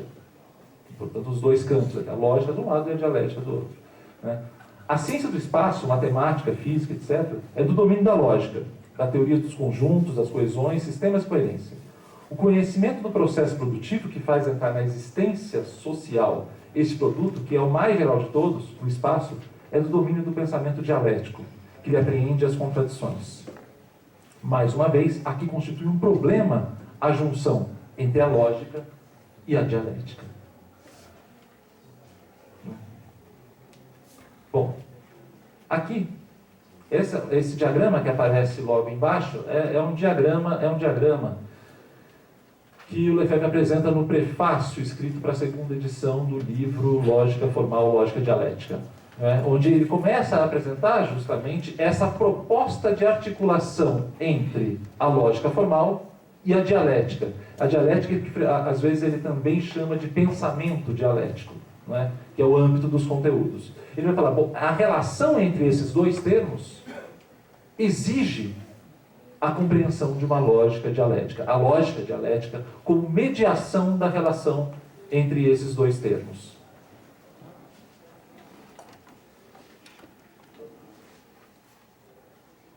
Aí, bom, diz o Lefebvre, também já no Lógica Formal, Lógica Dialética, o seguinte: a história do desenvolvimento das ciências, da filosofia e dos saberes sistematizados de forma geral deixa um lugar entre as pesquisas orientadas para o abstrato, vazio, e aquelas dirigidas para o concreto, prática. Portanto, aquelas orientadas para o âmbito formal, lógico, formal, e aquelas orientadas para a dialética do conteúdo. Há aí um branco, uma lacuna, uma carência. Pode-se preenchê-lo? É o que se propunha a concepção de uma lógica dialética. Mediação entre a forma, portanto a lógica da forma, a lógica formal, e o conteúdo, o campo propriamente da dialética. Não é? O essencial do projeto era e ainda é a lógica dialética. Nem o pensamento lógico, nem o pensamento dialético tomados em si mesmo. Então veja que a lógica dialética é algo que difere da dialética. Isso aqui é um reforço à ideia de que, portanto, o livro Lógica Dialética, Lógica Formal, Lógica Dialética, não pretendia apresentar a noção de lógica dialética como aquilo que é a dialética do Marx. Não é um livro de divulgação. Ele está aqui apontando o fato de que, bom, precisamos colocar em relação a dialética e a lógica. E o que vai fazer essa mediação é a lógica. E aqui é a proposta, o projeto teórico, metodológico lefebvriano. Não é? A questão aqui é a seguinte, que deixa eu voltar aqui um pouco. Nesse diagrama, aparentemente triádico, ele é só aparentemente triádico, tá? Ele tem uma armadilha aqui, porque a lógica formal é mediação. Ela não é um termo da relação. Então a gente pode falar, bom, tem três termos, tem dialética, lógica dialética e lógica formal. Não tem três termos. Tá? Porque se a gente deriva, entendendo que a lógica dialética é a mediação e, portanto, não um termo, a gente vai ter um diagrama desse tipo. Não é? De um lado, que é o que ele fala o tempo inteiro, colocar em questão a dialética e a lógica formal, o conteúdo e a forma. Mas a questão é que o conteúdo, ele é em si dialético. E, portanto, ele contém dentro dele dois termos. Aí a gente restitui a tríade, não é? Preservando a lógica dialética como mediadora e não como termo. Tá? Veja, então, no campo do pensamento dialético da dialética, a gente tem que considerar que, bom, já que se trata de dialética, temos dois termos. Então, efetivamente, derivando desse diagrama simplificado essa ideia, nós temos a seguinte morfologia, por isso eu não quis abandonar o termo, né? A seguinte morfologia do pensamento dialético do Lefebvre, que coloca no campo da dialética, ou da dialética do conteúdo, né, dois termos, um positivo de afirmação, um outro negativo de crítica, no âmbito do conteúdo, portanto, e portanto o âmbito da dialética, né, se relacionando com um terceiro termo, que é o campo da lógica formal. Uma estrutura muito parecida com aquela estrutura da relação dos autores, na qual, porque a proximidade não é fortuita, enfim, Importa aqui o fato de que nenhum dos termos envolvidos nessa morfologia ocupa a posição de síntese. Não é? Nenhum desses termos está na posição do termo que resolve a contradição anterior. Muito pelo contrário, ela problematiza a contradição e leva aquela contradição a um outro nível, sem superar a contradição. E veja, é essa morfologia do pensamento dialético de Lefebvre, que é triádico, mas que impede que a gente faça aproximações prematuras com o pensamento hegeliano, só porque o pensamento hegeliano tem 3 termos. Porque o terceiro termo do pensamento hegeliano é o termo de resolução da contradição. E aqui a dialética de Lefebvre não resolve, a contradição não é resolvida pelo terceiro termo. Ele complexifica a contradição anterior, se colocando em contradição com os outros 2 termos. Totaliza os termos anteriores e se coloca em contradição com eles. E por isso, essa tríade não pode ser comparada com... eu estou dizendo isso porque eu ouvi frequentemente: não, a dialética lefebvriana é triádica, mas a de Hegel já era. Então, não se trata, evidentemente, da mesma coisa. Quer dizer, trata-se de uma tríade com um potencial que é de outra natureza. E além disso, além desse potencial de outra natureza, é uma tríade que não tem o comprometimento que a dialética hegeliana, e que pela própria estrutura, tinha com o âmbito da história e da historicidade. A síntese não é uma síntese comprometida com os desdobramentos do termo, porque não tem síntese, não tem resolução, não tem... e serve, como a gente viu, para a crítica ao planejamento, do habitat, quer dizer, para as relações no espaço, para essas abstrações concretas que se concretizam na vida e, portanto, no espaço. Trata-se de uma dialética apta a considerar as contradições do espaço. E, portanto, operar a passagem aqui daquele conteúdo, que é do âmbito das contradições no espaço, para uma dialética que registra e pode lidar com as contradições que são contradições do espaço. Não é? Bom,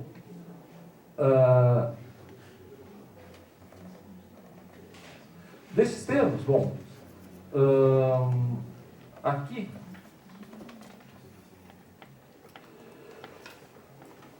o que a gente vai ter é que essa estrutura, essa morfologia dialética, que difere radicalmente um exemplo, não sei se é o caso, aqui são passagens do Lefebvre, na verdade, de um pensamento, a primeira, um pensamento tornado mundo, aqui lógica formal, em azul, lógica formal, lógica dialética, e em verde, a reprodução das relações sociais de produção. De 3 momentos da produção do Lefebvre, apontando propriamente para a morfologia, quer dizer, são passagens que nos sinalizam claramente o significado dessa morfologia que se define pela posição e pelo papel do terceiro termo, que, como a gente viu, é diferente do Lefebvre, né? Ele diz lá no Pensamento Tornado Mundo que em Hegel há sempre 3 termos: tese, antítese e síntese, né? A relação entre esses termos, ainda maleável e, por assim dizer, orgânica na fenomenologia, se endurece nas obras posteriores, tanto na filosofia do direito e da história, quanto as lógicas. Ela se torna triangular, ela perde o dinamismo, o movimento, para terminar na construção do Estado, não é? Que eu procurei representar com essa tríade logo abaixo desse trecho que eu li. Quer dizer, a ideia de que a razão em confronto com o mundo material produz uma síntese que é racional na materialidade, no mundo real, que é propriamente o Estado, né? No Lógica Formal, Lógica Dialética, Lefebvre diz que cada triplicidade tem seu movimento específico, mas que, todavia, a superação só tem sentido em um caso, naquele da historicidade. O terceiro termo pode degenerar, nascer e logo desaparecer, coagular-se, sem que haja história. Ou seja, não precisa o terceiro termo estar na posição da síntese como ele aparece em Hegel. E, finalmente, na reprodução das relações sociais de produção, eu já veio dizer que hoje em dia a dialética já não se encontra vinculada à historicidade, ao tempo histórico, a um mecanismo ou dinamismo temporal, tese, antítese, síntese, ou também afirmação, negação, negação da negação. Não é? Desse modo, o que a gente tem é que, veja, claro, Hegel é o ponto de partida para a crítica lefebvriana da história. O fato é que, ao criticar a história com a radicalidade pretendida no projeto lefebvriano, ele teve que também estender a sua crítica ao Marx. Né? E, nesses termos, o trabalho do Lefebvre constitui, por isso, sim, um trabalho marxista, mas um trabalho que não é reflexo da obra de Marx. Ele carrega um projeto teórico-metodológico próprio e muito potente, nesses termos, para a compreensão das contradições do espaço. Né? Aqui, a respeito da dialética de Marx, ele vai dizer, bom, que Marx e Engels, falando da dialética, sem propor daí uma teoria, mesmo que Marx a tenha projetado, querem evitar a síntese hegeliana. Eles colocam um acento sobre a negação e sobre a negação da negação, que reestabelece um nível superior àquele da superação, o positivo. Né? Também o pensamento tornado mundo. Finalmente, esse ainda menor do que esse último, portanto, como é que, de alguma forma, essa dialética opera? E aqui, eu acho que dois momentos que eu peguei para finalizar, estou efetivamente chegando ao final da aula, dois momentos a respeito de como essa relação entre a dialética, o movimento, a dinâmica do conteúdo com a lógica formal, pode uma forma na qual essa relação revela os aspectos críticos da relação e, portanto, serve para uma leitura radicalmente crítica do processo de produção do espaço atualmente, mas também a potencialidade e como ela constitui momento do projeto utópico lefebvriano. Não é? Então, portanto, dois momentos, um de crítica e um de enfim, e como ele aparece na base do projeto utópico, né? A gente finaliza com essas coisas. Né? Então, portanto, com relação ao habitat, o Lefebvre diz o seguinte, né? No final do século XIX, um pensamento, se é possível dizer, urbanístico, tão forte quanto inconscientemente redutor, pôs de lado e literalmente, entre parênteses, o habitat.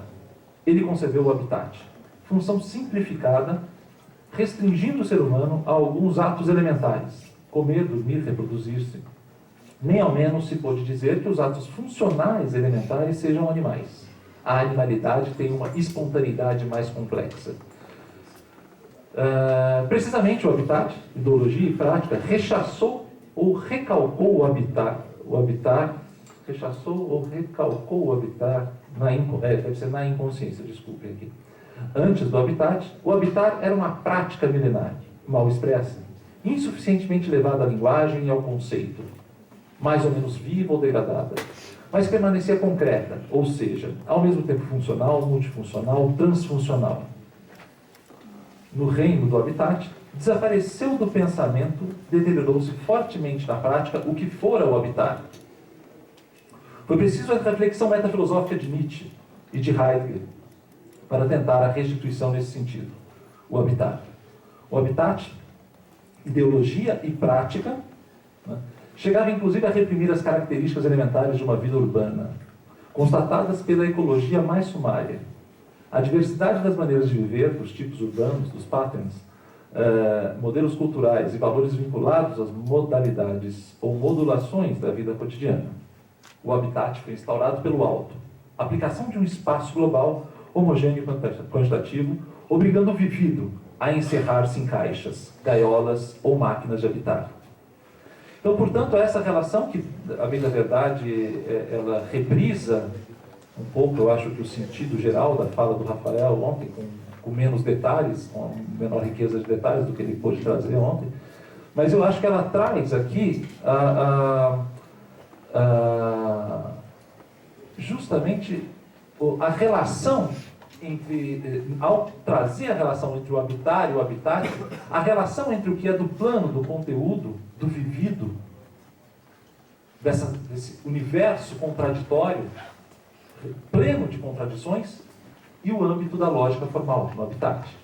E como, de certa maneira, essa abstração que se concretiza, esse dado que é do âmbito formal e que se põe na vida prática, regulando, normatizando, orientando a vida prática, funciona como um elemento redutor. Não é? Um elemento redutor. E como que, de certa maneira, essa relação dialética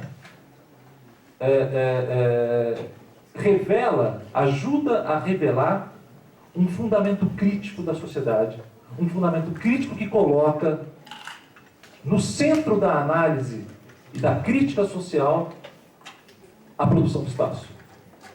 A produção do espaço pensada a partir de uma estrutura, de uma morfologia dialética absolutamente diferente da dialética, que é a dialética do tempo. Não é? Então, era esse um pouco o sentido de trazer essa passagem aqui. Aqui, enfim, não vou estender sobre isso. Aqui teria uma... Bom, acho que no mesmo sentido, talvez esse sim. Vamos ler essa passagem. Eu vou ler para vocês. Então. O espaço abstrato contém, então, por sua vez, o intelecto analítico hipertrofiado. O Estado, a razão de Estado burocrático, o saber puro, o discurso do poder, implicando uma lógica que dissimula mascarando suas contradições. E este espaço abstrato, aquele da burocracia, reúne em si o espetáculo e a violência. Encontra-se, enfim, que este espaço discerne mal daquele que elaboraram os filósofos, de Descartes a Hegel, fundindo o inteligível, a resistência, com o político, o saber com o poder. O que desemboca numa política espacial autoritária e brutal, aquela de Haussmann, depois aquela codificada pela Bauhaus e Le Corbusier, a saber, a eficácia do espírito analítico na e pela dispersão, separação e segregação. Quer dizer, mais uma forma de apresentar os efeitos desses formalismos, dessa lógica formal operando na prática, na vida. Não é? Aqui não. Bom, aqui o caso oposto, de certa maneira eu mencionei, eu acho que isso ontem na pergunta que eu fiz também, claro, havia sinalizado que antecipar algumas coisas, mas o fato de que, de certa maneira, também como Lefebvre considera a centralidade uma forma, aqui ela tem um outro sentido, quer dizer, ela também é uma forma, uma abstração concreta, que se concretiza, que tem um fundamento real. Mas aqui ela tem uma dimensão que aponta para os possíveis, que aponta para o virtual, e que, portanto, constitui um dos fundamentos, veja, que é a mesma relação dialética entre o plano do conteúdo, contraditório, com o plano da forma, vai estar na base também, não só da crítica social, mas também da elaboração do projeto utópico lefebvriano. E aqui a centralidade, eu acho que um olhar sobre a centralidade serve para a gente observar um pouco isso, né? A respeito disso, aqui no livro Produção do Espaço, a primeira citação, a segunda no livro Revolução Urbana, ele coloca em questão a própria centralidade. Dá para ler, tá, né? Tá.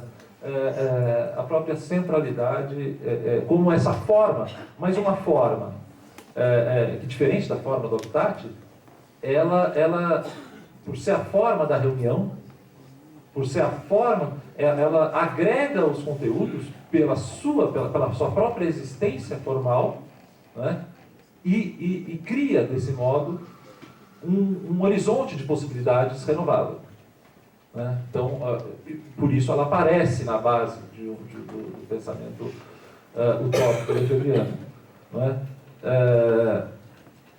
E o Lefebvre diz o seguinte, na Produção do Espaço. Bom, a centralidade é assim uma forma, nela mesma vazia, mas que conserva um conteúdo.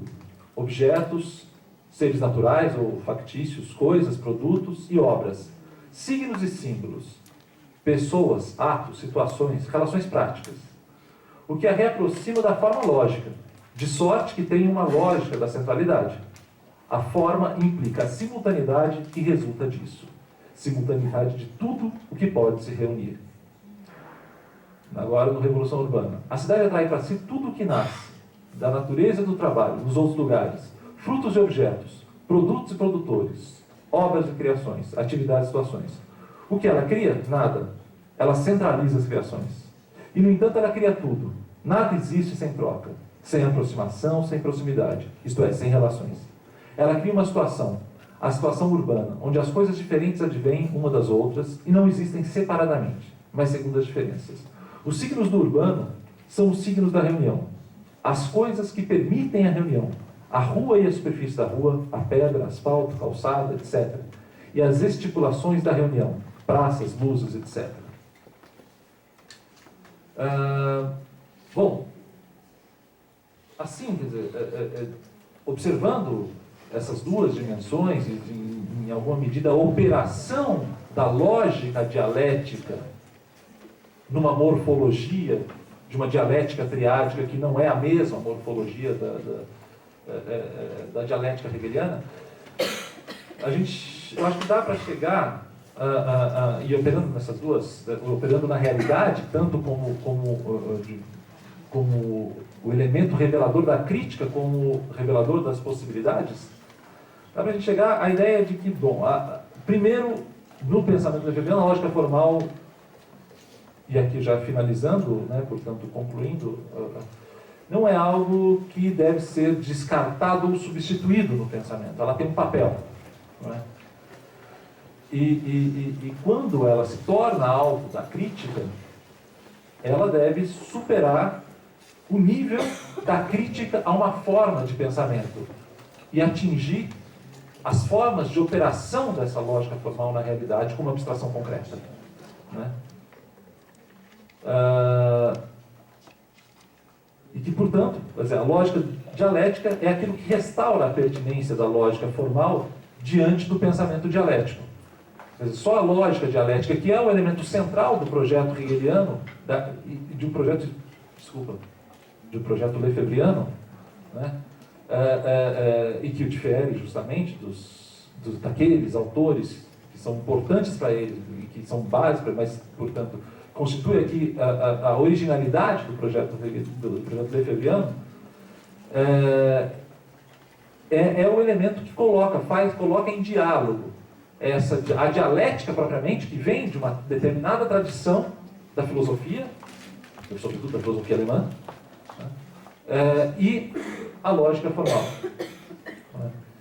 Desse modo, vimos que o que se chama de superação, para explicitar a relação entre Marx e Lefebvre, não se resume a um prolongamento, a uma atualização, no sentido em que isso pode parecer ser meramente ao trabalho de um marxista que está no século XX. Né? Quer dizer, na verdade, tem mais do que isso na produção de Lefebvre. E isso sinaliza também para uma dimensão que não é só a dimensão de continuidade, há uma dimensão de ruptura. Trata-se de um projeto novo, de uma dialética renovada, não é? Evidentemente, fortemente inspirada pelo trabalho de Marx, evidentemente de cunho marxista, aliás, mas que não se confunde com o que foi o projeto de Marx, não é? E finalmente, que a diferença, e que é importante, uma diferença que é importante marcar entre a presença de três termos da dialética do Lefebvre, não é critério para que se aproxime essa dialética, ou projeto teórico metodológico lefebvriano, do que foi um projeto elaborado há mais de 2 séculos, quase 3, né? Por Hegel. E que essa morfologia é caracterizada fortemente pela posição do terceiro termo. Desse ponto de vista, entendendo que se trata de uma morfologia, de um projeto teórico metodológico novos, e que não se confunde com os anteriores, cabe reconhecer nesse projeto teórico e nessa morfologia específica o potencial que ela tem para o estudo das estratégias espaciais, do processo de produção do espaço e da problemática contemporânea, que em grande parte é capturada nos dias de hoje pelos próprios processos de produção do espaço. Era isso.